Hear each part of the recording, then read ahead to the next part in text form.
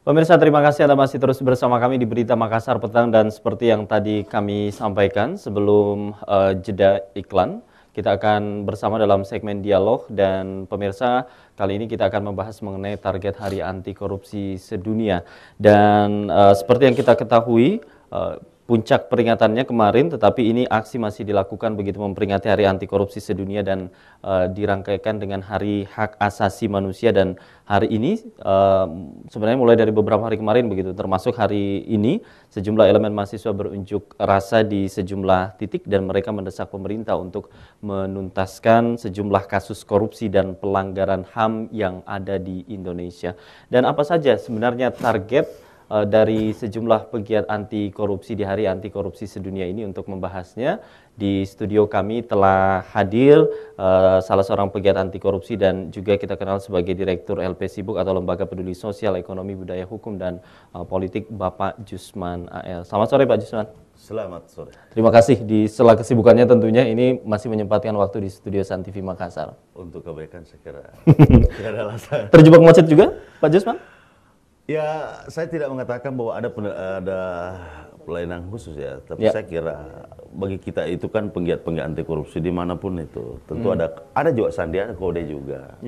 Bukan hanya militer dan polisi yang punya sandi ketika ingin lewat. Kami juga punya begitu. Ada dong. Yang tepat waktu datang di studio. Nah ini di Hari Anti Korupsi begitu, apa yang kemudian Pak Jusman ingin sampaikan ke masyarakat?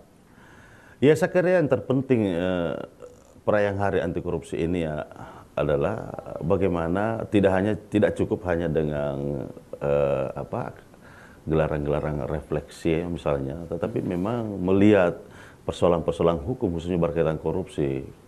Kita ambil contoh saja fokus di Makassar atau di Sulsel ini.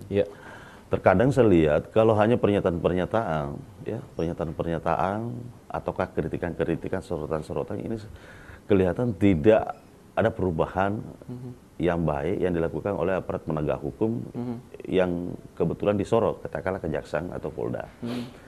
Untuk momen perayaan anti korupsi ini, inilah kita rangkai. Karena kalau bicara perayaan atau peringatan itu kan memang sudah identik itu dengan berkunjung di satu institusi penegakan hukum. Ya kebetulan saja mungkin Kejaksaan Tinggi sekarang ini lagi banyak kasus yang ditangani dan sampai sekarang masih menuai sorotan, masih belum memperlihatkan kinerja yang baik, sehingga saya kira adalah hal yang wajar jikalau kawan-kawan penggiat anti korupsi itu baik yang dari LSM atau NGO maupun yang dari mahasiswa untuk ke sana menyuarakan bagaimana mendorong kasus itu dengan serius, adil dan benar.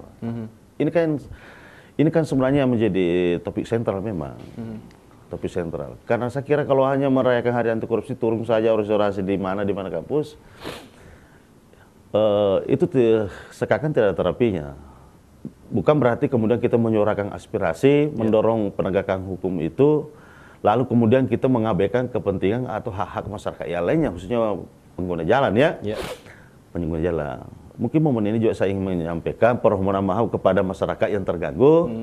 Tapi setidaknya apa yang kami lakukan adalah untuk kita-kita juga semua. Nah, pemirsa, kita juga mengundang Anda tentunya dalam memperingati Hari Anti Korupsi Sedunia ini dan HAM begitu, termasuk ini mungkin Anda ada yang ingin Anda komentari terkait mengenai hal ini, aksi yang dilakukan, Anda boleh bergabung bersama kami melalui telepon di 437 001. Nah, Pak Jusman ini kan sebagai penggiat anti korupsi, kalau dari catatan Anda sendiri selaku Direktur LP Sibuk dan pegiat anti korupsi, total di Sulawesi Selatan ini ada berapa kasus kemudian yang menjadi catatan Anda? Saya kira banyak. Saya ambil contoh saja misalkan di Kejati. Di Kejati itu kan kita tahan dulu Pak Jusman, ada Pak Samsul yang ingin bergabung bersama kita. Halo, selamat sore Pak Samsul.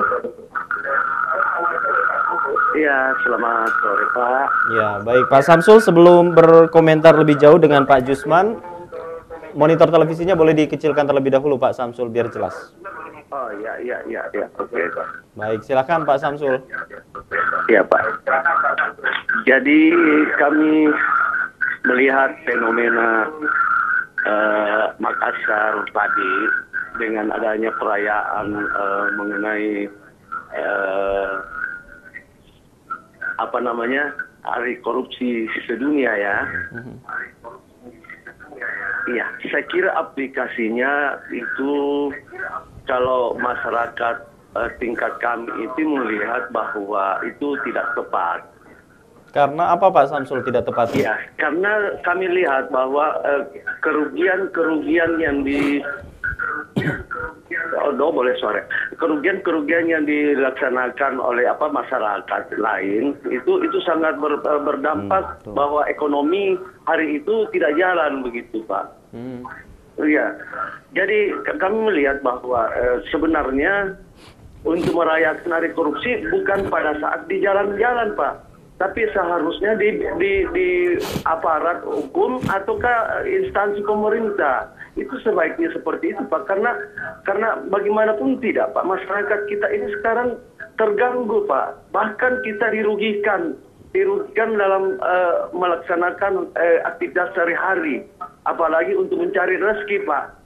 Bukankah yang demo itu kan sebenarnya kalau saya pandang bahwa dia atau ada gerakan bahwa sebenarnya yang korupsi itu siapa begitu Pak, padahal dia mau membela masyarakat Pak. Nah, artinya kalau kita melihat masyarakat ini kan banyak pemakai jalan, banyak pengguna ekonomi hari itu. Nah, itu kan dirugikan, kasihan kan masyarakat Pak. Nah, saya minta kepada mahasiswa. Ya. Baik, sayang sekali Pak Samsul terputus. Dan pemirsa yang lain, Anda yang masih ingin bergabung, kami masih tunggu partisipasi Anda melalui telepon di 4370001. Anda boleh bergabung bersama kami. Kita bersama pegiat anti korupsi Pak Jusman. Nah ini Pak Jusman, kalau kita melihat begitu mahasiswa termasuk LSM dan NGO yang kemudian turun ke jalan, banyak warga kemudian hari ini menyampaikan bahwa mereka resah begitu, mereka tidak simpatik dengan aksi yang dilakukan. Apa yang ingin Anda sampaikan? Ya saya kira itu dibenarkan ya. Saya kira kami atau ada yang turun itu jauh sebelumnya sudah mengkaji itu, memahami. Tetapi kemudian yang terjadi di lapangan ini sudah menutup jalan, kemudian bahwa usulan tadi bahwa sebaiknya demo itu dilakukan di ruang-ruang atau di peluang kantor. Ini kan kita harus kembali, mungkin melalui rasa yang tidak nyaman yang timbul terhadap masyarakat inilah akan menjadi kesadaran nantinya bahwa kalau bicara perjuangan terkadang memang ada dampak. Saya paham, teman-teman paham bahwa akibat demo ini yang turun ke jalan mengganggu transportasi, baik yang bersifat yang paling parah itu kan mungkin katakanlah keluhan sopir PT-PT itu macet begitu. Karena apalagi yang hanya sopirnya itu, apalagi istilahnya setoran-setoran per hari saja ya. Tapi saya ingin mengatakannya begini, Apa? Kalau kita hitung, misalkan per hari kerugian berapa? Katakanlah 500.000. Dibanding? Ya. Memang kalau bicara aksi yang berujung pada turun di jalan, dampaknya memang langsung terasa.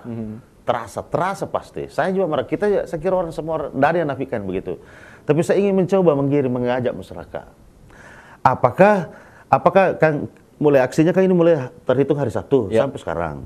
Apakah kita merelakan ikhlas menukar hanya 3 hari terganggu penghasilannya itu ya dengan seberapa tahun sampai anak cucu kita nanti akan menikmati ini, merasakan ini perbuatan korupsi yang ditimbulkan oleh bapak. Kira-kira apakah tidak ada solusi lain begitu? Sebentar dijawab, ada Pak Hairil, Pak Jusman yang bergabung. Halo, selamat sore Pak Hairil.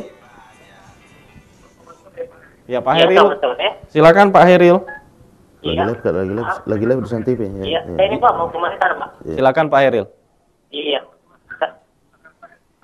saya tadi mau pergi cari uang Pak di sekitar Jalan Perintis Kemerdekaan. Iya, terjebak macet juga Pak Hairil ya? Iya, cuman masalahnya,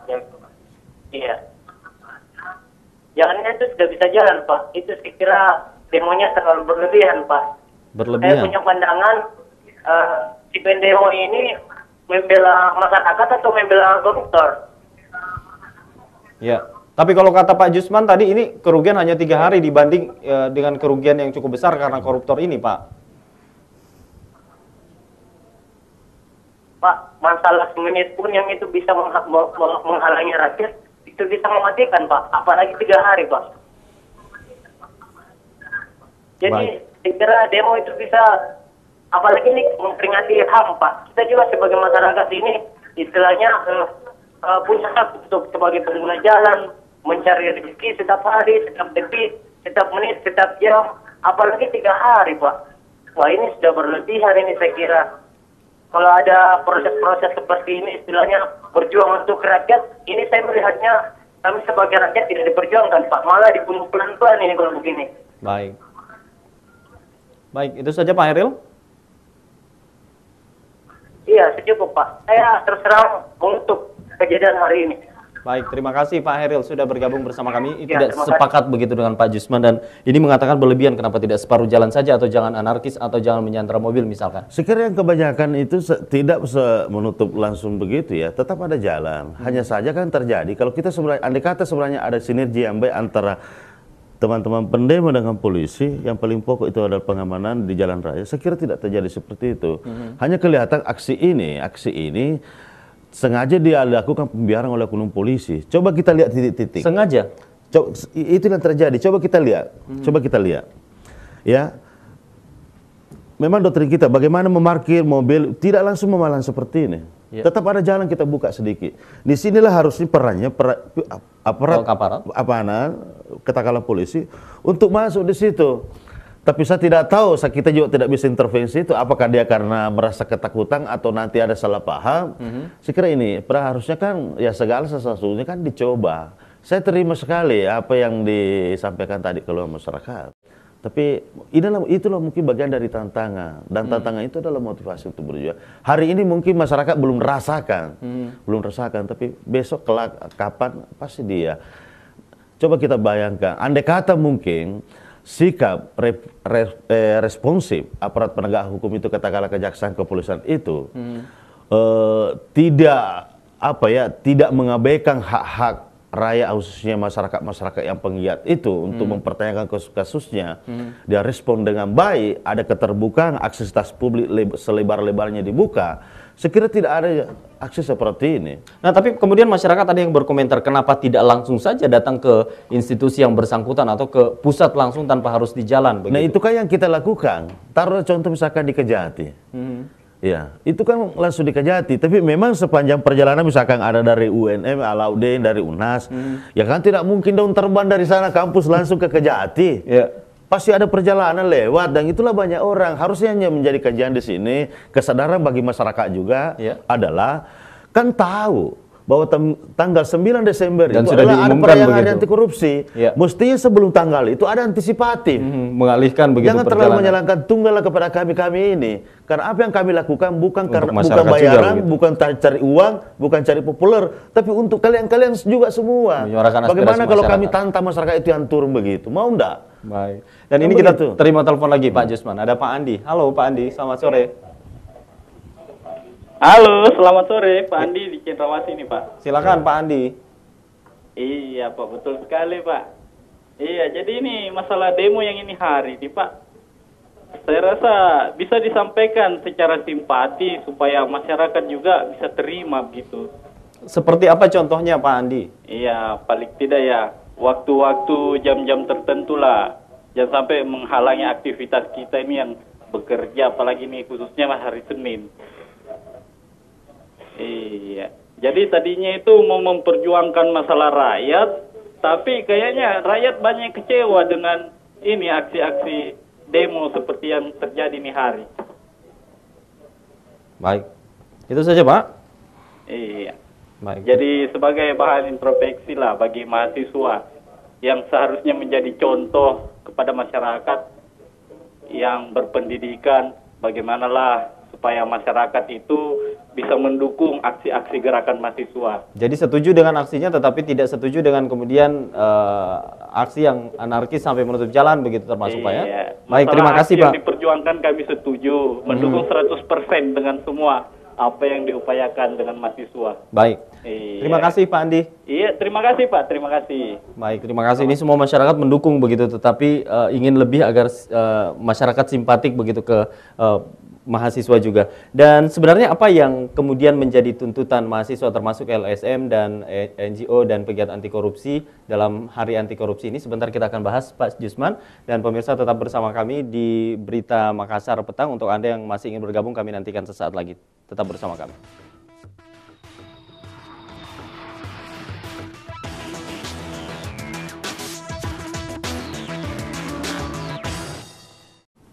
Baik pemirsa, terima kasih Anda masih bersama kami di Berita Makassar Petang dan kita masih membahas mengenai target Hari Anti Korupsi Sedunia. Dan tadi di segmen sebelumnya begitu Pak Jusman, kita masyarakat ini banyak yang kemudian resah begitu, tidak simpati katanya dengan aksi hari ini, walaupun sebenarnya banyak hal-hal penting yang ingin disuarakan oleh teman-teman dalam Hari Anti Korupsi Sedunia ini.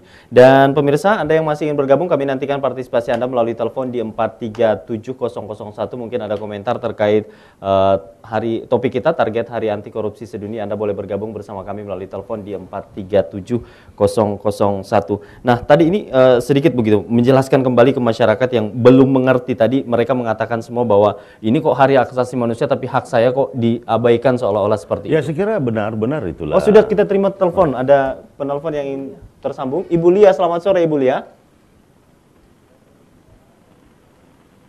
Assalamualaikum warahmatullahi wabarakatuh. Waalaikumsalam. Silakan Ibu Lia. Ya, Lia Makassar. Makasih Pak ya. 2 hari nih Pak ya saya alami kemarin dengan ini hari. Ya. Betul-betul seperti dikatakan tadi Bapak itu sungguh mengecewakan Pak ya. Karena itu tadi menghalangi kita punya aktivitas bukan 1 jam Pak, 2 jam, 3 jam. Terkepung atau terjebak di dalam kemacetan akibat dari tindakan-tindakan mereka itu yang menyalurkan aspirasinya tidak pada tempatnya. Ya, jadi seharusnya mereka ini kan seharusnya seperti dikatakan tadi Bapak itu kita simpati ya, seharusnya kita simpati, apalagi yang diusung adalah anti korupsi. Tapi itu tadi caranya ya, caranya kurang intelek, apalagi kalau misalnya mahasiswa. Tapi kalau saya lihat tadi Pak itu banyak ya, bukan lagi mahasiswa kalau tidak tadi itu.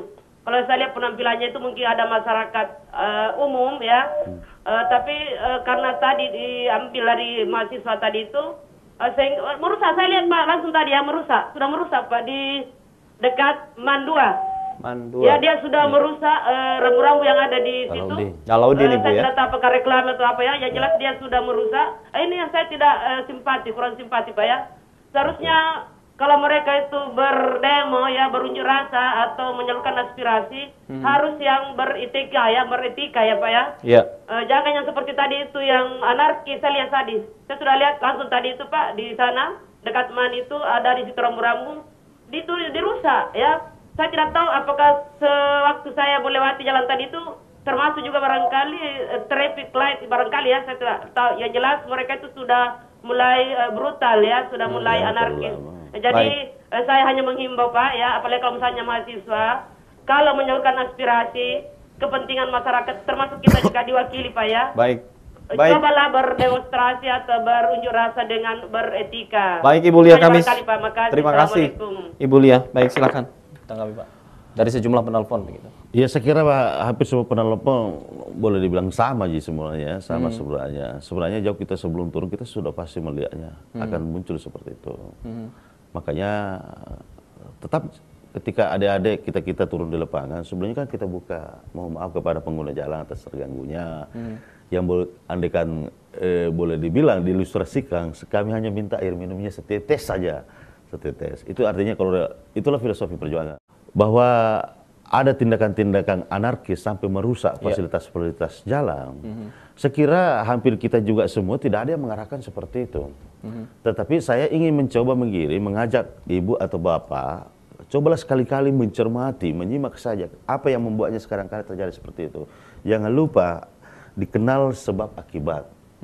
Ya, dikenal karena responsi dari pengamanan di jalan itu dan akibat kekesalan itu dan kebetulan lagi bertepatan ada momentum seperti ini, maka disinilah terluapkan. Nah, kalau tadi kita ini menanggapi dari beberapa penelpon, ya setuju, tetapi kemudian cara dan lebih beretika lagi sesuai dengan tempatnya. Kalau alasan sendiri memilih di jalan, efektifkah kemudian sehingga memilih jalan begitu Pak? Saya kira itu yang benar, memang efektif. Coba kita membuka bagaimana sejarah dunia, sejarah Indonesia. Bagaimana perubahan Sabang reformasi. Andaikan kita semua hanya duduk di kampus, duduk di rumah, ada enggak perubahan? Kalau hanya berkomentar menyoroti aparat penegak hukum itu lalu kemudian berharap akan ditindaklanjuti secara serius, itu mustahil. Jadi menurut Anda itu mustahil. Saya ingin terangkan begini bahwa apa yang kami lakukan tentu sejalan dengan instrumen Undang-Undang Nomor 9 tahun 98 berkaitan kebebasan berpendapat dan berekspresi. Begitupun juga pasal 28 Undang-Undang Dasar 1945, kemerdekaan menyampaikan pendapat. Begitupun deklarasi HAM. Ya, deklarasi HAM pasal 19 itu. Tapi memang bukan berarti kemudian adanya dasar seperti itu, pijakan-pijakan seperti itu, lalu kemudian kita berjuang lalu kemudian mengesampingkan kepentingan masyarakat lain. Dan sebenarnya ini juga bukan keinginan begitu. Baik. Jadi kalau misalkan ada kejadian sampai merusak, menghalangi di jalan, janganlah terlalu menyalahkan apa yang dilakukan adik-adik itu. Harus dilihat bahwa apa sebenarnya faktornya. Apa yang mendorongnya sehingga dia berbuat begitu?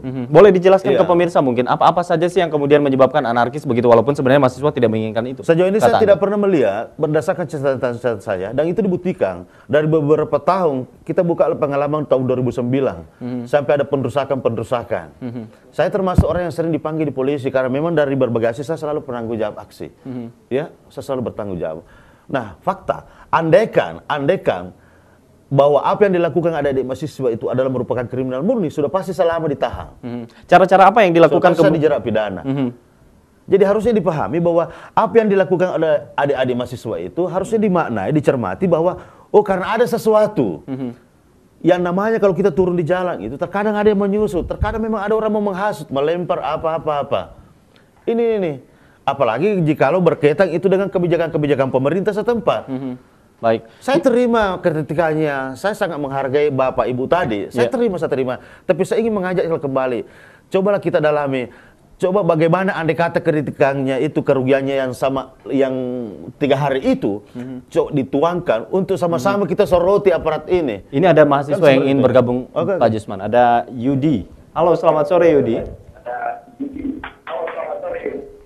Halo sore. Ya, Yudi, sebelum berbicara dengan Pak Jusman, boleh volume televisinya dikecilkan dulu, Yudi, biar lebih jelas. Ya, halo, assalamualaikum. Waalaikumsalam. Silahkan Yudi. Oh ya, saya dari mahasiswa UIN Alauddin Makassar.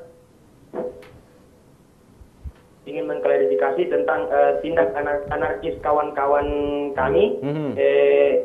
Tindak anarkis tersebut dilandasi bukan faktor karena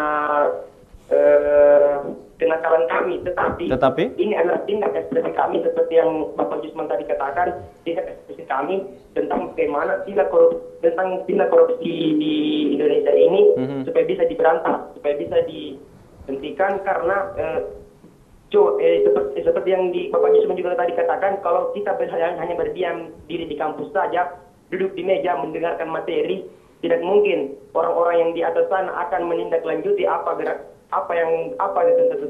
tuntutan kami. Baik.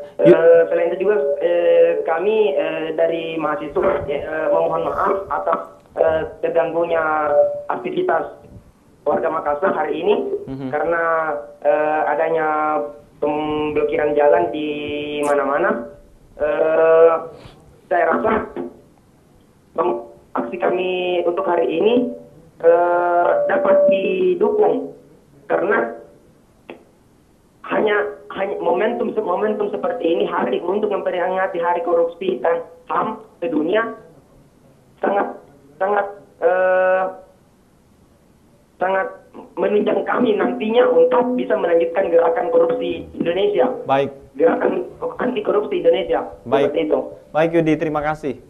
Baik Yudi, terima kasih sudah bergabung bersama kami. Ini mewakili mahasiswa yang tadi juga menjelaskan begitu apa yang kemudian terjadi di Alauddin. Ini karena kita dibatasi waktu, apa kemudian target pesan yang ingin disampaikan dalam rangkaian? Ya pasti saya ingin pertegas bahwa dengan tidak bermaksud mengabaikan hak-hak masyarakat yang lainnya karena atas terganggunya perjalanannya itu atau kepentingan usahanya itu, ya harusnya dimaknai juga bahwa inilah perayaan. Kembali lagi saya ilustrasikan tadi, hanya 3 hari saya minta setetes air putihnya Untuk apa? Untuk perjuangkan juga kalian-kalian itu. Nah, apa target kemudian yang ingin dicapai? Ya, targetnya adalah ada perubahan. Ada perubahan. Perubahan itu harus selalu melekat dengan adanya aksi atau gerakan. Persoalan ada penerusakan terhadap fasilitas-fasilitas jalan negara dan lain-lainnya, ya jangan langsung juga kesalahan itu tunggal pada gerakan itu kepada mahasiswa, adik-adik mahasiswa itu. Baik. Jangan seperti itulah. Baik. Pembuktiannya adalah saya orang sekian tahun sudah selalu menjadi penanggung jawab aksi dalam kegiatan seperti itu lintas kampus. Sampai sekarang belum pernah, saya tidak pernah dijerat pidana. Itu artinya apa? Bahwa apa yang disangkakan oleh masyarakat itu tidak benar. Baik, Pak Jusman, terima kasih. Jadi targetnya ada perubahan begitu? Harus ada perubahan. Baik, terima kasih Pak Jusman untuk waktunya di San TV Makassar dan penjelasannya ke pemirsa. Dan pemirsa, terima kasih juga untuk Anda yang sudah bergabung. Tetap bersama kami di Berita Makassar.